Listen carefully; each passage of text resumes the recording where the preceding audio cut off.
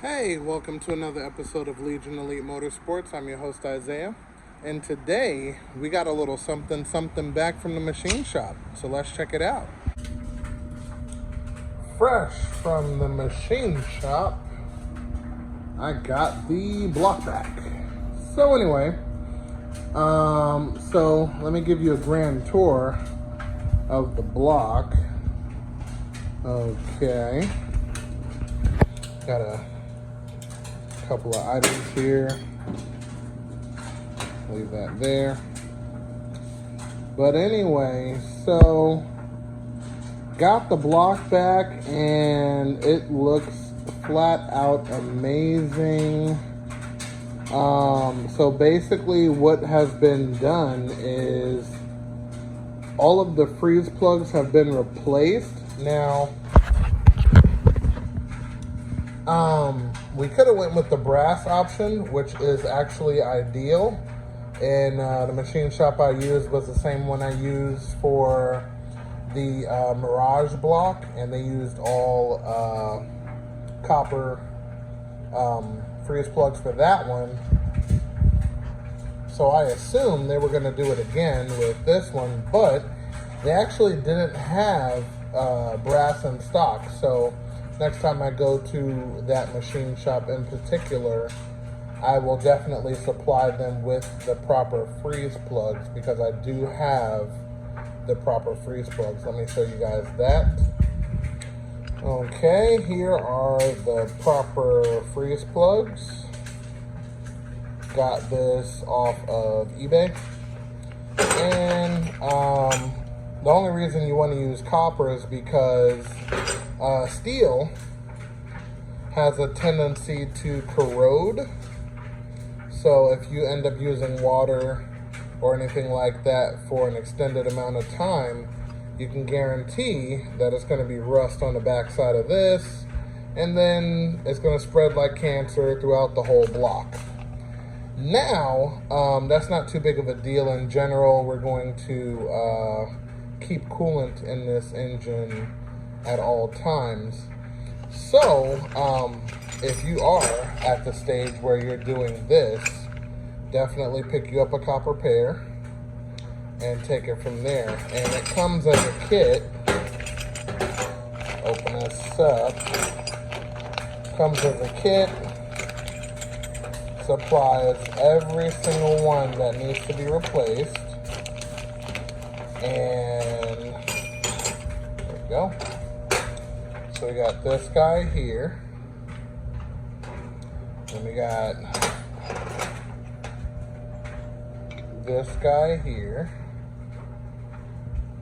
Comes with that. And then as you come around, there's actually more. Here, and down here. So those were the ones that they didn't have in stock, so I ended up heading over to the machine shop and bringing them the kit, which had all four of those. But as you can see, they replaced that one, including the one in the back.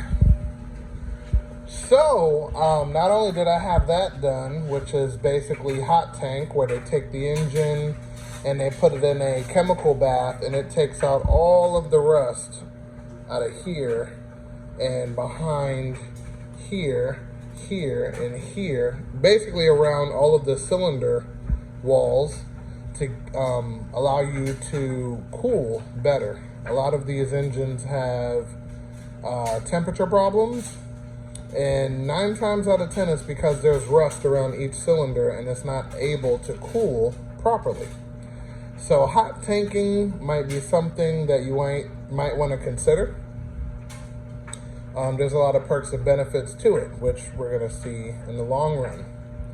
So moving on, after they hot tank it, it eats everything, all of the paint, all of everything. So once they finish with the hot tanking process, they blow it out, clean it out, and everything like that, and then they repaint it black, and then that's how you receive it, and then they put in the freeze plugs last. Make sure the inside of the engine is nice and dry, no chemicals collecting in the corner or anything like that, and then they put in the freeze plugs. Simple enough. So not only did I have that done, I also had the deck shaved flat to make sure we get a good seal. Excuse the washing machine in the back. This is our table for today. But anyway, on previous video, cylinder number 4 actually had aluminum like kind of caked up on there, and it was solid to the touch. You couldn't move it at all. Well, thanks to the hot tanking process, let me get a light on the subject so you can see it better, but long story short, it's all gone. It was right here on this side, right here, and it's all gone. So let me get a light on that so you guys can get a better look. And there, you see there's no damage from that melted piston, which is actually flat out amazing. And what we're looking at here is the factory cross hatching, minus some glare on the side of there. But that's factory cross hatching. This is a standard bore, not bored out at all or anything like that. So basically, from this point, you want to make sure that all of these marks do not catch your fingernail. If any of it catches your fingernail, it's going to be a problem later down the road. And all of these do not catch the fingernail or anything like that. Yep, nice and smooth. It's just a little rub mark. And then same deal at each one of these. So you see there on some of these, it has like a little ring, piston ring groove, I guess you can call it. Well, that's just where the piston stops and goes down. So that's not an issue. What I do plan on doing is lightly honing it. You don't want to go too crazy with it in general, because you'll end up damaging the block and having to go bigger bore, and the bores won't be equal size and things of that nature. So lightly a little polish just to make sure that we get the color back in this cylinder. Lets me know that it's going to be a nice tight seal with the piston rings, and we'll be good to go from there. So besides that, okay, there we go. We are going to be using, of course, all new items. So I got the ACL main bearings for the crankshaft. So these are standard. Because of the corona things that's going on, a lot of places are kind of delayed, and Christmas season, so it's even worse. But these are the main bearings for the crankshaft. So we have these brand new. Okay. And then we have the connecting rod bearings. Let me put this the right way just for now. Then we have these bearings here, King's bearings. And of course, these are standard also.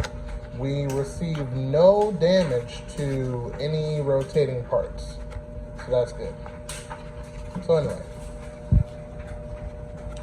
so you just want to check everything and make sure there's no damage to it. And these are excellent. If you look, where is it? Right here. It's kind of hard to see. Let me see if I can.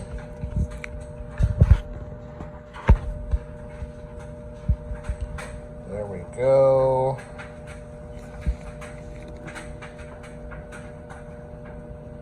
So on all of the bearings, it's going to say standard as soon as I can find it.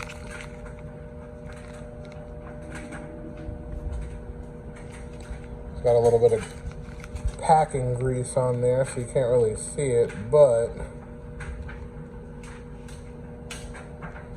right here That's standard. So, standard rod, standard main, that's what's going in. And next, what we're gonna jump into is the rods and pistons, the original ones. So, pack this away. All right, so this is piston number 1, okay? Just using it as a demonstration, so to speak. But basically, the original setup of the engine is,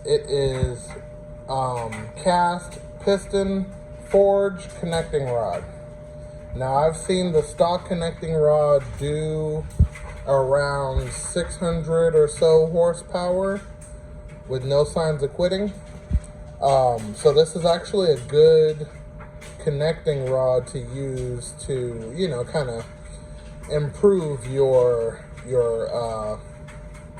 performance as long as you change the piston.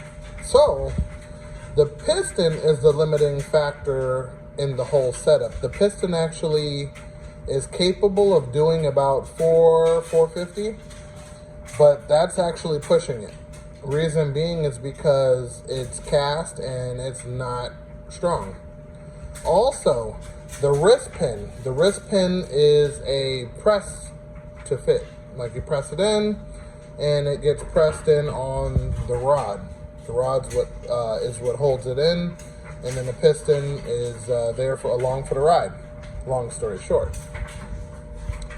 So, I had a couple of ideas to kind of remedy the lack of power and capability with the piston, which brings me to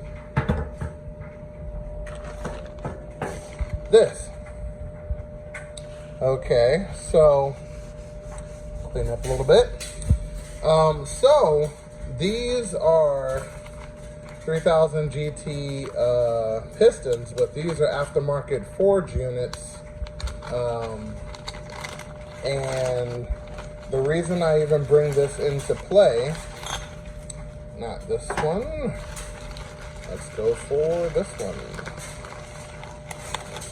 is because Ripley's, believe it or not,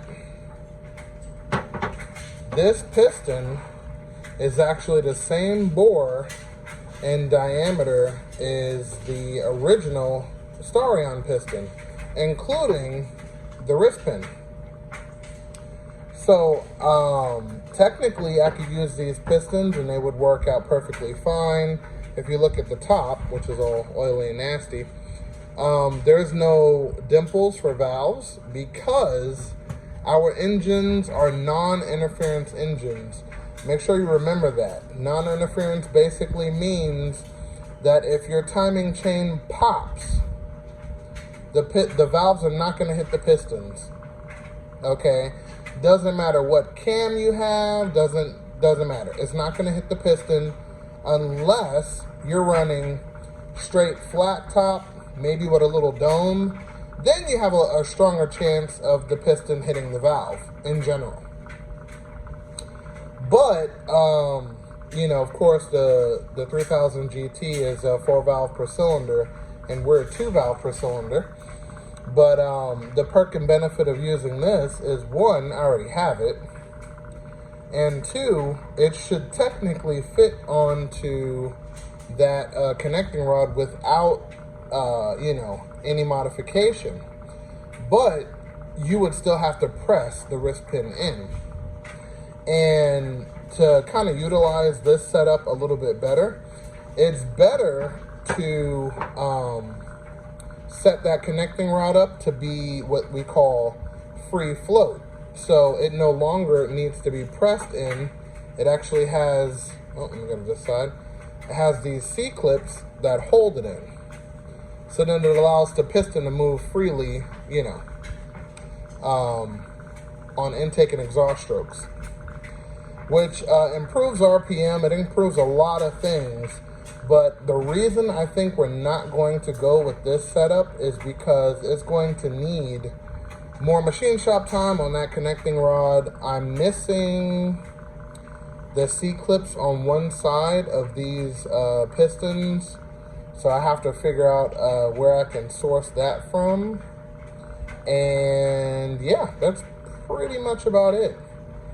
But yeah, this would have been a great option.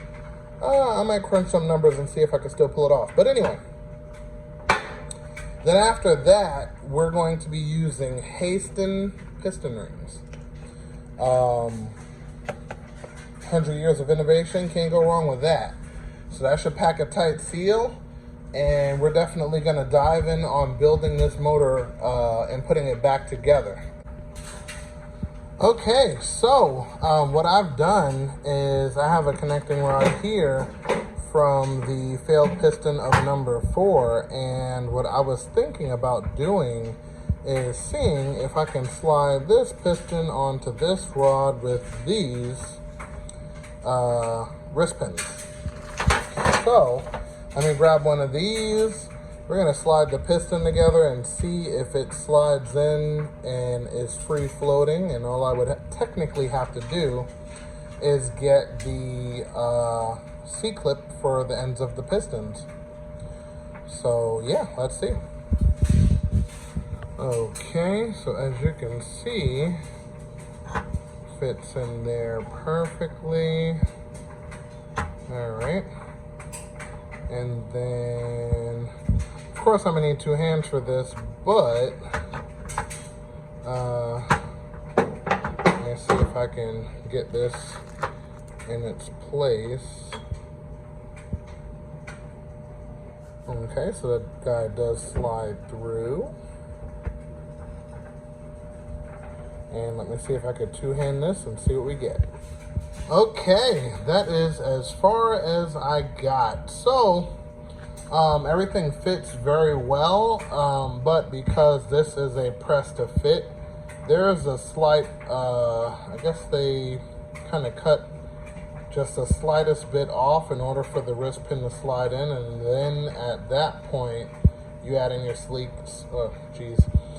then you add in your C-clip, and then you're good to go. But let's just imagine for a second that it was connected.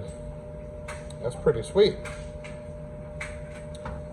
But, yep, that would take a good amount of machine shop work to get those to fit and to grab the proper C-clip. So we are actually going to skip this process for now and go with standard. Maybe later on I might try to do something with this. We'll see. But at least these are here and they are ready for some modifications and action. So that's good. And with that being said, I hope you found this video helpful or interesting in some sort of way or fashion. And also don't forget to subscribe, hit the bell icon for updated notifications.